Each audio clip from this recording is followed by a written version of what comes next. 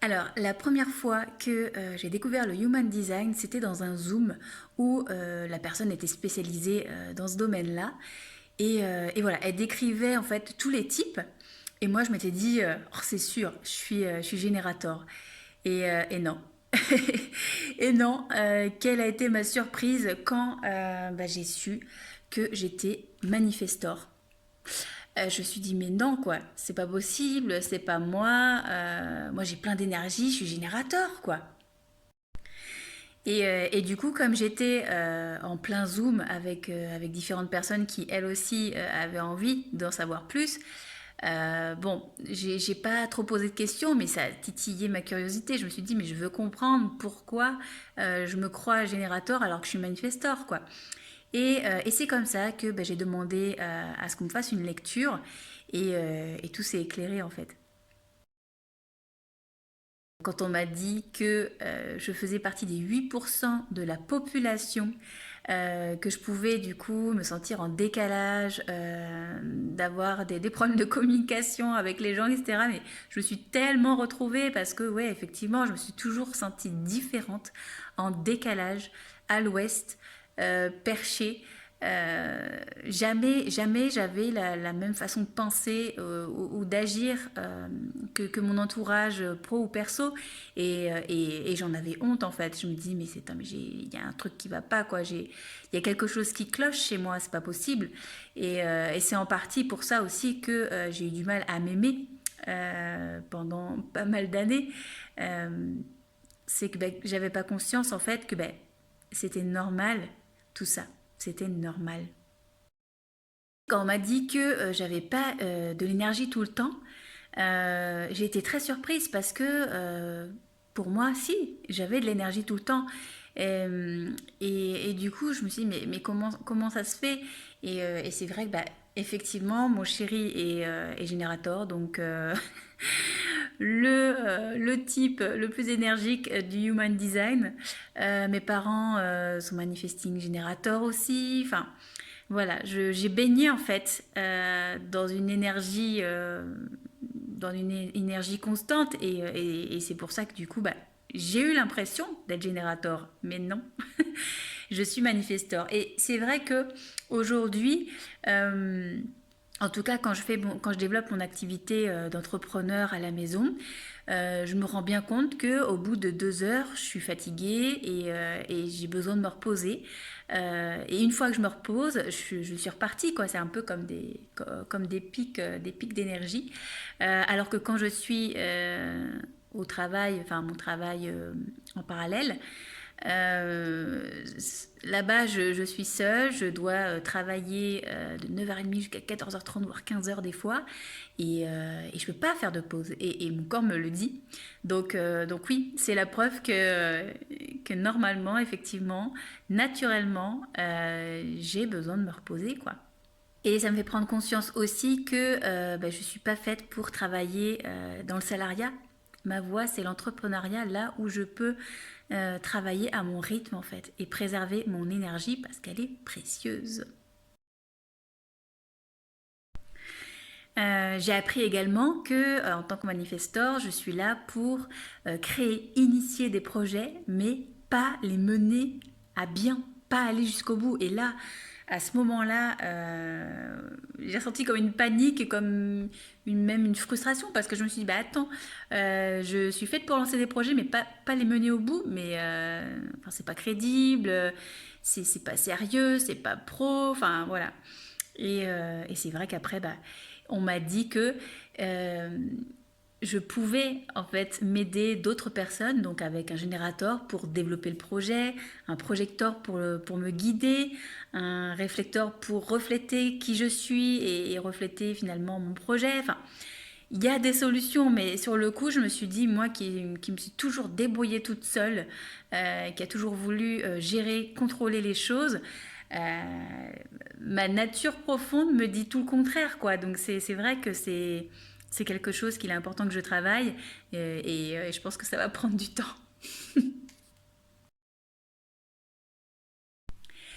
Alors la chose qui m'a le plus marquée, choquée même, c'est quand j'ai su quelle était mon aura.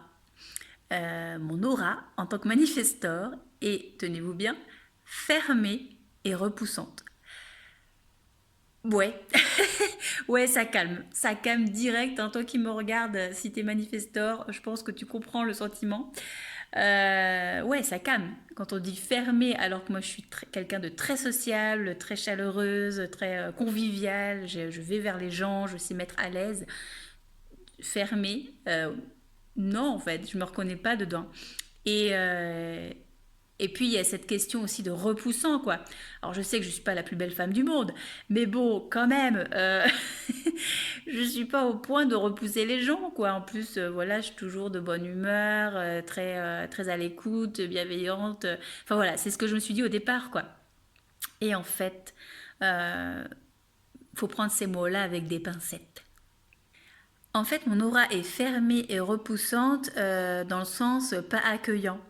C'est comme si j'avais une coquille tout autour de moi qui me protégeait pour que je puisse manifester et agir tranquillement. Donc ça part d'une bonne intention. Sauf que les gens du coup ne peuvent pas entrer en relation avec moi parce que ma coquille elle est bien solide en fait. Et c'est à moi de casser cette coquille pour que vous puissiez venir me voir. Donc c'est quelque chose de fou ça quand même. Et cette clé du coup c'est d'informer. D'informer de qui je suis, de ce que je fais, de ce que je veux faire, de ma vision, du chemin sur lequel je veux vous mener, les choses que je veux vous faire découvrir, enfin voilà, tout vous dire en fait en détail, mais en détail plus en fait. Et pour moi, informer, c'est pas logique. Donc voilà, plus je vais informer sur tout ce que je viens de vous dire, plus normalement vous aurez plus envie de m'approcher. Voilà, donc j'ai besoin de me forcer au niveau des informations, d'en dire plus qu'il n'en faut à mes yeux pour que mon message vous soit donné en fait, que vous puissiez le réceptionner correctement. Voilà. À l'heure actuelle, quand voilà, si j'informe pas assez, vous avez qu'un seul bout et évidemment, vous n'allez pas forcément venir me voir si vous n'avez pas tous les tenants et les aboutissants. Voilà. Alors, quand j'ai su que ma caractéristique était la paix, ouais, ça a vraiment résonné en moi. J'aime être en paix, j'aime être tranquille, j'aime qu'on me laisse faire les choses comme j'ai envie. Ça l'a toujours été, j'ai toujours eu un petit côté rebelle. Voilà, les ordres, donner des ordres pour moi, ça c'est pas possible en fait. Il y a une manière de faire. Euh, Ouais, j'ai besoin de contrôler, de diriger, d'être un petit peu la leader plutôt que la suiveuse, hein, ça c'est sûr. Donc ouais, ça me parlait énormément quand j'ai su que c'était la paix, l'émotion que j'avais besoin de cultiver dans ma vie. Quand j'ai su quel était mon non-soi, ouais, ça a résonné aussi. Hein, de toute façon, c'est en lien avec la paix, c'est totalement l'opposé, c'est la colère. Et c'est vrai que quand je fais pas les choses à ma manière, quand j'ai envie de le faire, quand on m'en empêche en fait, au début c'est pas la colère que je vais ressentir, c'est plutôt une sorte de frustration euh, qui va monter. Après, il va y avoir la colère. Et si vraiment c'est quelque chose d'hyper important pour moi, qu'on m'empêche de le faire, alors là, ça peut être limite la rage, quoi. Donc ouais, effectivement, c'est quand même mieux pour moi d'être dans la paix plutôt que dans la colère. Et je me rends compte que dans ma vie, je me suis tellement battue sur plein de choses. J'ai tellement été sur un ring, tellement ressenti la colère en moi et en fait, c'est parce que je prenais pas le bon chemin, que je prenais pas les bonnes décisions, etc. Enfin, ouais, mon être n'était pas aligné par rapport à ce que je faisais et où j'étais, dans quel environnement j'étais. Et aujourd'hui, tout s'éclaire. Quand j'ai su que pour avoir un sommeil réparateur, j'avais besoin de me coucher une demi-heure, voire 1 heure avant, Ouais, ça m'a beaucoup parlé parce qu'effectivement, j'ai pris cette habitude-là depuis très très très très longtemps de me coucher avec un livre à lire, quelques pages. Hein, souvent, je lis deux trois pages et puis pouf, je m'endors. Ça me pique les yeux et je m'endors d'une traite.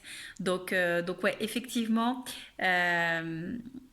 Le sommeil réparateur avec une pause avant et pas me coucher quand je suis épuisée, ça me parle énormément et ça me permet aussi de décharger un peu ce sentiment de trop plein d'énergie qui finalement bah, vient des personnes qui m'entourent en fait.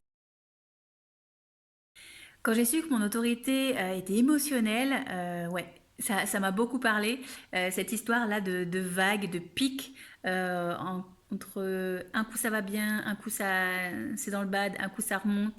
Ouais, c'est vrai que souvent là dans ma vie, quand ça n'allait pas bien, j'arrivais toujours à remonter, je savais pas comment, mais j'arrivais toujours à remonter assez rapidement. Genre, j'étais pas bien le jour J et le lendemain, ça allait pas beaucoup mieux non plus, mais j'étais dans la montée, quoi. Et ouais, j'ai toujours eu la facilité finalement de rebondir et de repartir et dans une meilleure émotion. Mais c'est vrai que c'est fatigant. Et puis ça, si en fait on laisse pas passer cette vague, si on ne laisse pas se calmer cet ouragan, eh bien, ouais, ça peut mener à prendre de mauvaises décisions. Et moi, ça m'est arrivé plusieurs fois de prendre les décisions dans le moment T et avec mon émotion du moment et au final bah, de dire bah non, si j'avais su, j'aurais pas dû faire ça. Donc maintenant, j'apprends à attendre que la vague passe, donc ben, 3 jours, 3 nuits, pour acter ma décision, voilà, pour qu'elle soit dénuée de toute émotion. Mais c'est vrai que ça peut être frustrant parce que ben, en tant que manifesteur, on veut lancer le truc tout de suite et des fois, ben, en fait, c'est tellement fort intérieurement, ça monte tellement fort que tu te dis non, non, non, non, tu attends que ça se calme et ensuite tu prendras la décision. Et c'est vrai que bah, quand t'es pas faite pour attendre, ouais, il y a de l'entraînement quoi. Quand j'ai pris conscience de mon schéma corporel et quand j'ai vu toutes ces formes blanches, vides, tous ces câbles qui étaient coupés, ces couleurs qui étaient différentes, un rouge, un noir, les deux mélangés, je me suis dit, bon, super, c'est quoi ce bazar? Et au final, ça rassure de savoir que ben voilà, les centres blancs non définis, c'est pas des choses qui manquent, c'est pas des trous, c'est pas des vides, c'est juste que l'énergie n'est pas tout le temps là et qu'on peut l'avoir au contact des autres types. Donc ouais, ça fait du bien de savoir ça. Quand j'ai su que j'avais le centre de la tête non défini, je me suis dit, ben oui, en fait, tout s'explique. Le fait d'avoir toujours plein d'idées, de ne pas avoir la même vision que des autres, de me sentir en décalage, ben, c'est lié à ça. Il y avait aussi ben, l'ajna. L'ajna aussi, c'est l'ouverture d'esprit, c'est la conception des choses ben, qui est différente. Quand c'est non défini, c'est pas fixe en fait, ça peut changer. Et ouais, ça m'a rassurée. Quand j'ai su que j'avais le centre de la gorge défini, alors là, je me suis dit, ok, tout s'explique. J'adore parler, j'adore m'exprimer, ouais, j'adore papoter, je suis une vraie pipelette. D'ailleurs, quand j'étais petite, on me disait pipelette ou dans le carnet, trop de bavardage. Quand j'ai su que j'avais pas le centre G de défini, je me suis dit, ah, ça m'a mis un coup quand même parce que bah voilà, c'est le centre de l'identité. Donc, je suis censée ne pas savoir où je vais et qui je suis. Donc, ouais, ça explique beaucoup de choses sur ma quête de soi, hein, mon histoire, et puis ben, voilà, tout ce que je mets en place sur l'identité de soi, s'accepter comme on est, s'aimer comme on est, aller au fond de soi pour se connaître en profondeur avec le Human Design. C'est lié, mais c'est vrai que ouais, ça rassure pas quoi. Ok, je sais pas qui je suis, je sais pas où je vais. Et donc ouais, ça fait un peu peur. Et du coup, je remarque que quand je suis entourée d'autres personnes, donc qui ont finalement le centre G défini, là, je sais où je vais, je sais qui je suis. Enfin, c'est magique, mais c'est vrai que quand je suis toute seule, moi toute seule, dans mon coin, j'ai ce sentiment des fois de me dire, mais Est-ce que tu es sûr? Est-ce que tu es sûr de qui tu es? Est-ce que tu es sûr de où tu vas? Donc ouais, ça fait peur et en même temps c'est magique. Quand je suis entourée, je me retrouve. Quand j'ai su que j'avais le centre du cœur défini, je me suis dit, ah, c'est beau ça. Pareil, c'est en lien avec l'amour de soi, avec les valeurs, avec la vision que je partage. Donc c'est lié de savoir voilà, que j'ai une motivation constante, que je connais mes besoins, que j'ai de l'estime pour moi, que je sais ma valeur. Euh, à l'heure actuelle, oui, ça me parle. Par contre, c'est vrai que pendant pas mal d'années, je me suis pas aimée, comme vous le savez, pendant 20 ans. Et j'avais pas d'estime pour moi. Enfin, c'était tout le contraire, quoi. Mais ça, bon, bah, évidemment, j'ai bien compris que c'était avec le conditionnement, etc., etc. Mais c'est vrai que quand on enlève toutes ces couches-là, euh, quand tu te donnes de l'amour pour soi, euh, ben, c'est ouais, c'est logique et aujourd'hui ouais, je me reconnais dans ce centre du cœur. Quand j'ai su que j'avais le centre splénique de défini, alors là j'étais contente parce que je me suis dit waouh super, moi qui écoute souvent mon intuition, mon instinct, eh bien je peux faire confiance, je peux leur faire confiance. Et ça c'est cool, surtout bah, quand je sais pas qui je suis ou où je vais. Hein. L'intuition, l'instinct m'aident considérablement dans ma vie. Le point dans lequel je me suis retrouvée aussi, c'est le fait de pouvoir gérer mes peurs. C'est vrai que je me suis toujours retrouvée sur mes pattes. Même si j'étais à terre, j'arrivais toujours à trouver une solution pour me remettre debout, à trouver une solution pour dépasser mes peurs et sortir de ma zone de confort, me challenger, me lancer un défi. Ouais, ça c'est moi. Du coup, quand j'ai su que j'avais le sacral non défini, bon bah j'ai compris hein, d'où venait ce manque d'énergie. Ça paraît logique. Et puis, ben voilà, j'ai pas grand-chose à dire là-dessus. Quand j'ai su que j'avais le plexus solaire défini, ça m'a connecté à mon histoire parce que c'est vrai que les émotions, j'ai eu tendance à les cacher. J'ai déjà entendu quand j'étais petite, oh c'est rien, ne pleure pas, etc. C'était bienveillant hein, de base, mais en fait ça empêche de sortir ses émotions. Et puis voilà, c'est vrai qu'en grandissant, bah, je m'autorisais à crier ou à pleurer, mais en me cachant. Je voulais pas qu'on me croie fragile, je voulais qu'on me croie forte. Donc voilà, je me suis pas autorisée à vraiment sortir vraiment mes émotions et du coup, ben, elles sont revenues à la charge plusieurs fois et d'une intensité beaucoup plus forte, ce qui m'a conduite du coup à vivre des choses pas sympas.